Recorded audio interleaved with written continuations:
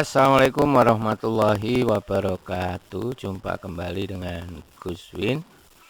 Ini adalah bagian terakhir ya, bagian terakhir dari video yang saya siapkan dalam penyusunan laporan keuangan, baik itu perusahaan jasa maupun dagang. Jadi pada dasarnya penyusunan laporan keuangan khusus untuk posisi keuangan atau neraca itu mau dagang mau jasa sebenarnya sama. Neraca sendiri sebenarnya konsepnya sama dengan pedas ya, persamaan dasar, yaitu harta sama dengan utang ditambah ekuitas atau modal. Saya akan membawa 4 contoh ya pembahasan soal tentang posisi keuangan. Ini contoh pertama, jasa penyewaan, jadi ini akuntansi jasa ya, transportasi bus pariwisata City Tour and Travel pada tahun 2009 mempunyai catatan harta sebesar 1 miliar ya, 1,5 miliar dan sebagainya berupa uang tunai. Jadi kalau kita perhatikan di contoh ini,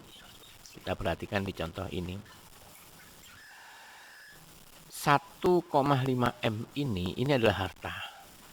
Entah itu berupa uang tunai ataupun itu berupa harta yang lain, nggak masalah. Yang penting hartanya adalah 1,5 M.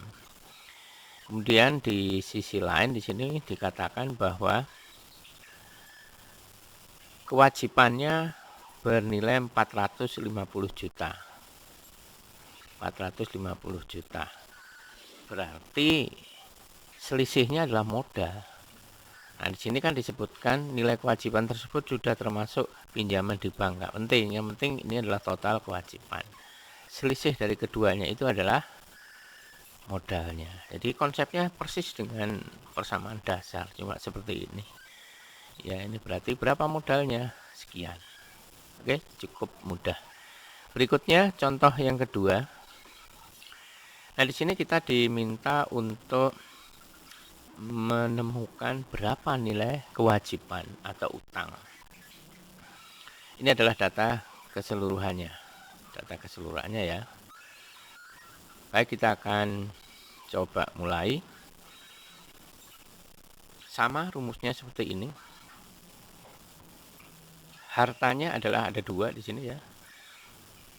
Ini kita total nilainya berapa? 37645. 37645. Utang dan modalnya berapa? Utang adalah kewajiban, yang ditanyakan adalah kewajiban. Modal yang tercantum di dalam neraca adalah modal akhir. Di sini yang tersedia datanya adalah modal awal. Berarti kita harus cari dulu. Masih ingat ya di video sebelumnya bahwa modal akhir itu berasal dari modal awal ditambah laba dikurangi prive. Maka kita akan lakukan hitungan. Ini modal awalnya. Kemudian kita masukkan data labanya dan kita jumlahkan. Nilainya adalah 29355. Nah, kemudian nilai ini akan kita kurangi dengan prive. Hasil akhirnya adalah modal akhir. Nah, modal akhir ini akan kita bawa ke rumusan yang ada di bawah, maka utangnya bisa kita temukan dengan cara dibalik. Nah, berapakah nilai kewajiban atau utang? Sekian. Ya, sederhana kan? Ya, dari sekian laporan yang perlu telaten itu hanya laporan penyusunan laba rugi, itu yang paling, apalagi akuntansi dagang. Ya, yang ketinggalan video-video tersebut bisa langsung lihat saja, linknya ada di deskripsi di bawah video ini. Kita lanjut ke contoh berikutnya. Di sini yang ditanya adalah berapakah nilai kendaraan? Nah, neraca ya, sama ya, neraca. Jadi supaya imbang, kendaraannya harus berapa? Kita coba selesaikan seperti tadi ya. Rumusnya masih sama kan? Ini bukan rumus sih. Kalau di tabel itu, kalau kita jawab secara tabel, posisi harta itu sama dengan aktiva, kemudian posisi utang itu adalah pasiva ya. Seperti itu. Kita perhatikan datanya di sini yang kelompok harta itu kan kas, akumulasi, utang. Nah, ini ya, utang bukan ya. Saya ulangi ya, yang kelompok harta, kas, akumulasi, piutang dan perlengkapan. Nah, akumulasi adalah kelompok harta yang nilainya minus, ya nilainya negatif. Ya, di sini akumulasi penyusutan peralatan.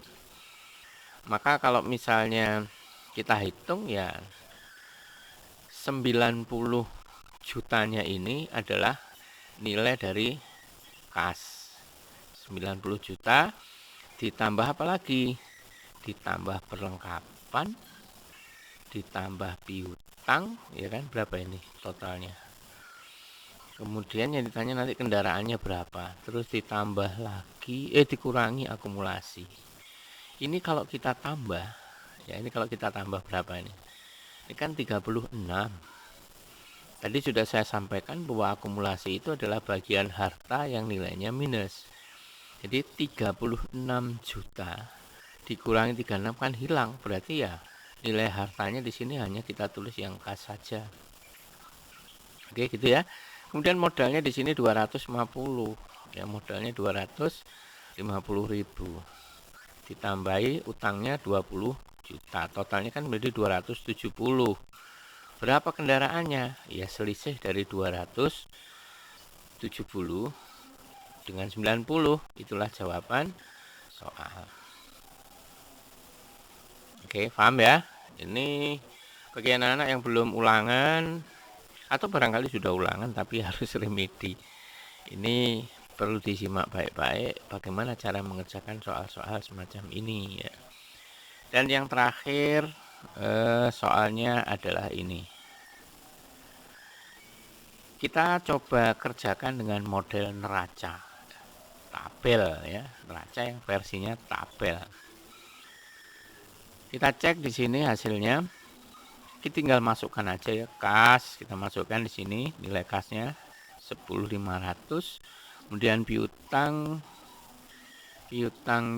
5.500.000. Perlengkapan, peralatan, akumulasi. Nah, ingat ya, akumulasi nilainya minus, makanya dikurung. Maka jumlahnya sekian. Sementara di sisi pasiva utangnya senilai 14. Sini 14. Yang ditanya apa? Berapa modalnya? Ya berarti modalnya kan selisih 46 dengan 14. Begitu saja kan? Jadi modalnya adalah 32. Selesai. Cuma begitu saja anak-anak. Mudah-mudahan ini membantu kalian yang masih bingung membuat neraca. Sebenarnya kalau kita akan mengerjakan soal yang secara komplit, misalnya dari kertas kerja, itu lebih asik ya. Jadi kertas kerja yang sudah kita selesaikan, atau dari laba rugi dulu awal, jadi satu kasus yang saling terkait. Nanti di video yang lain saya akan coba buat keterkaitan antara laporan laba rugi, perubahan modal, dan neraca. Jadi kalau misalnya dihitung dari laba rugi, perubahan modal sampai neraca, dan neracanya sudah kondisi imbang, kemungkinan besar kerjaan kita dari awal udah benar. Karena masing-masing saling terkait ya. Modal yang di sini asalnya dari laporan perubahan ekuitas atau perubahan modal. Ini namanya modal akhir. Kemudian modal akhir itu nilainya juga sangat dipengaruhi oleh nilai laba dan rugi dan seterusnya, saling terkait. Demikian, sampai ketemu di materi-materi yang lain. Mungkin nanti saya juga akan membuat materi ekonomi. Bantu share, like, komentar, subscribe bagi yang belum. Sampai ketemu di video yang akan datang. Assalamualaikum warahmatullahi wabarakatuh.